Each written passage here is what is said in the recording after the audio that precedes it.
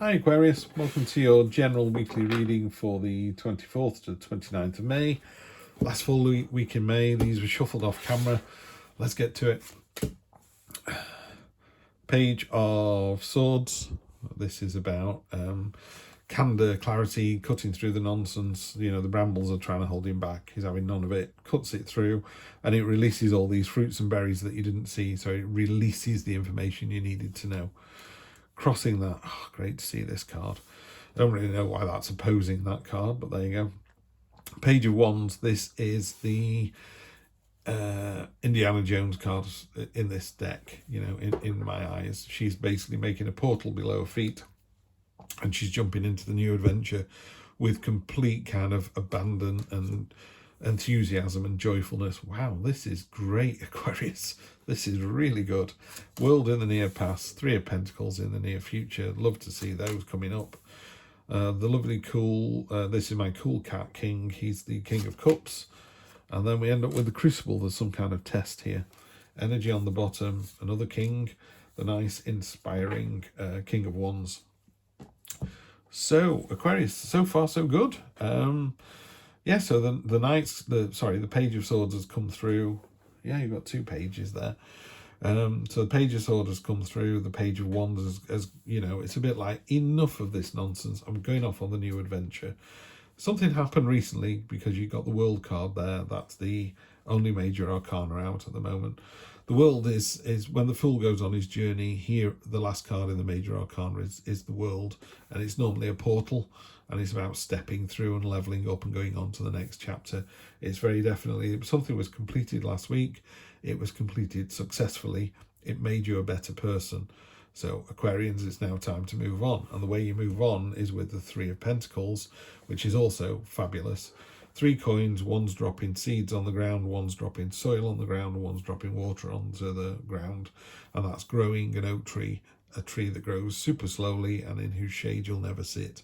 So it's about long-term planning. It's about the future. It's about working with other people.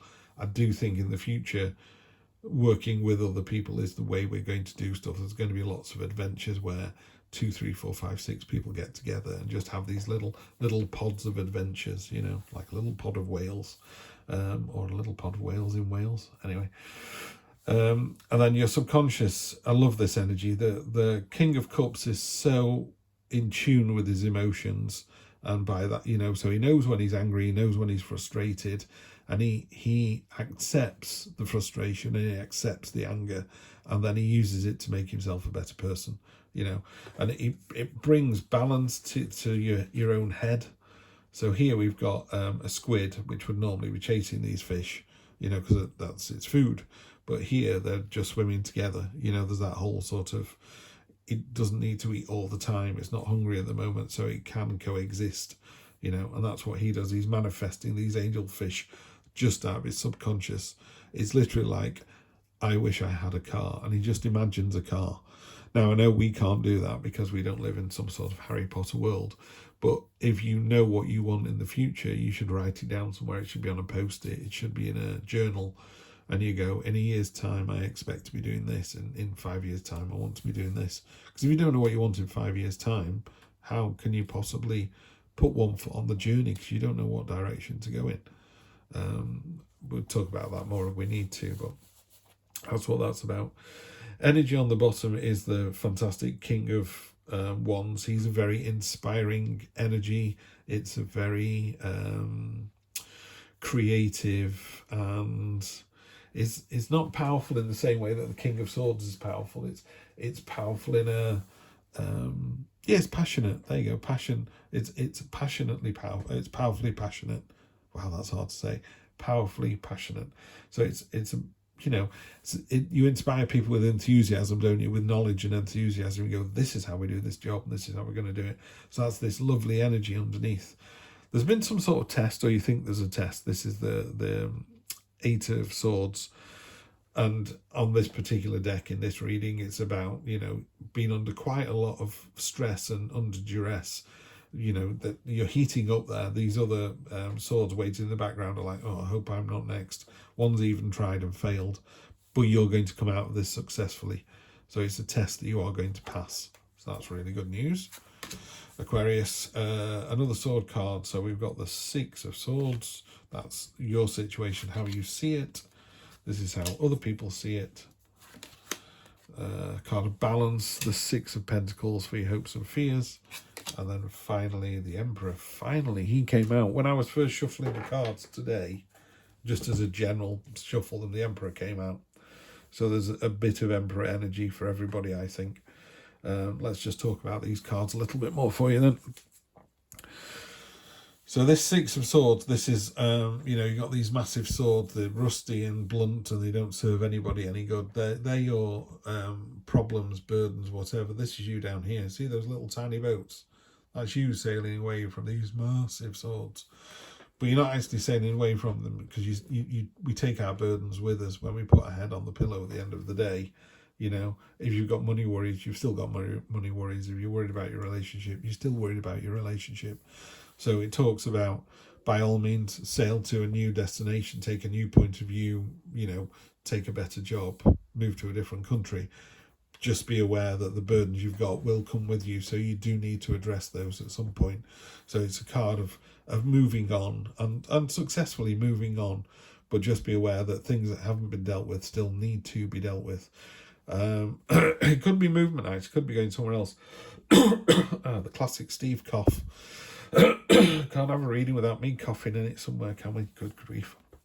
Two of Wands. This card is partly it's a card of it's a pioneering spirit. It's moving on to the next thing. Phase 1 was complete. You did it really, really well. Here, everybody's round our world. You know, we're using up those finite resources, whereas you've gone somewhere else. You've taken a slightly different path. You've seen further ahead. You've taken the 5-year view, and that's where you've ended up. Negatively, it sometimes talks in a more traditional reading of, there's a man on the ramparts holding a globe in his hand, and he thinks, you know, fantastic, I've got here, I've done it, I'm successful, I have the whole world in my hands. It's like, no, you don't. That was just phase 1. You know, that was completed in the world. The world turns, cyclic, go back round, start again. In your pardon me, in your hopes and fears, you've got the Six of Pentacles. There are actually 3 more pentacles underneath that are dirty and useless and not being used. The 3 on the top are taking all the plaudits and all the applause. And it's about finding that balance. You know, there's nothing wrong with those pentacles underneath. You chose to ignore them. You chose to ignore that path, or you chose to ignore that particular future or that person. Yeah. So it's finding the balance in all of that. So don't get carried away with the 3 you can see. Concentrate on, if you know there's just out the corner of your eye there was something else, something better, something different. Just keep an eye on that.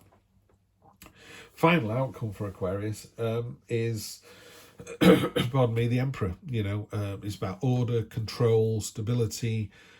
There's negatively, it's a little bit rigid, but you know, we can override that because you're aware, you're here, so you're obviously beautiful, talented Aquarians. That's why you found yourself at this reading.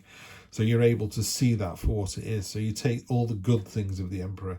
He's got all these prisms coming down, these triangular shapes, and that's because, you know, architecturally they're incredibly sound. They're solid, they're rigid. He's got a list of things he needs to do, and he's ticking it off as he's doing it. But it's a real card of order, control, discipline, focus, you know, linear behavior, which is great. So lots of adventure coming in. It's a great end. There was a great end to a chapter. Let's not do it alone. Definitely don't do it alone. Yeah, there's a test, but you're going to come flying through that.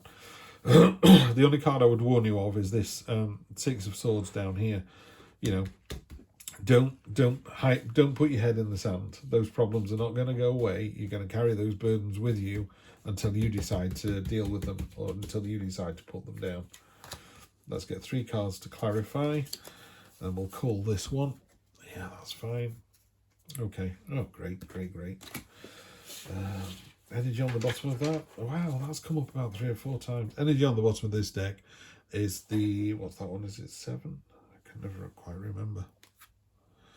No, it's 6, isn't it? No, it's not. 1, 2, 3, 4, 5. Yes, the 6. 6 of Wands, triumphant victory. Seen by other people, rewarded. Everyone's like, hey, fantastic. That's really good. So we've got 3 cards here. It's quite an interesting spread. Four of Swords is talking about solace, rest, taking a break. It's probably the best sword card. It's also a minor blessing, so that goes with your triumph and victory. So you've got a victory, you've got a blessing. You know, it's a good week. It's a really good week. There is something coming that you're not going to expect. You've got the Tower card there. Comes in from left field. You can't plan for it. It's a tornado no one was expecting. It was the downpour after you put your washing out. You just have to take the hit, you know, and leave it on the line to get absolutely soaking wet through like I did yesterday, and the sun comes out and dries it off, fantastic, or bring it in and wash it again, or go out and get wet yourself. There are lots of things, but basically the Tower talks about something's coming in, you're not going to see it, it's going to wash everything away, and then we'll all start again. Yeah, so that's fine. And then finally, you've got the Sun card. You know, when the sun arrives, it lifts everything. It's a fantastic card. It's the best card in the tarot deck. Joyful celebration, positivity, light, glee, joy again. You know, it's such a joyful card. So that's it, Aquarius. You're in for a really good week. A really good week. Work with other people. And just be careful, you know. Let's deal. Maybe you can deal with some of your burdens this week, because it's nice. It's a nice, powerful week for you, and you're going to be able to get a bit of extra time to do stuff like that. Get your house in order. Brilliant. Have a good one, people. I'll see you next Sunday. Take care.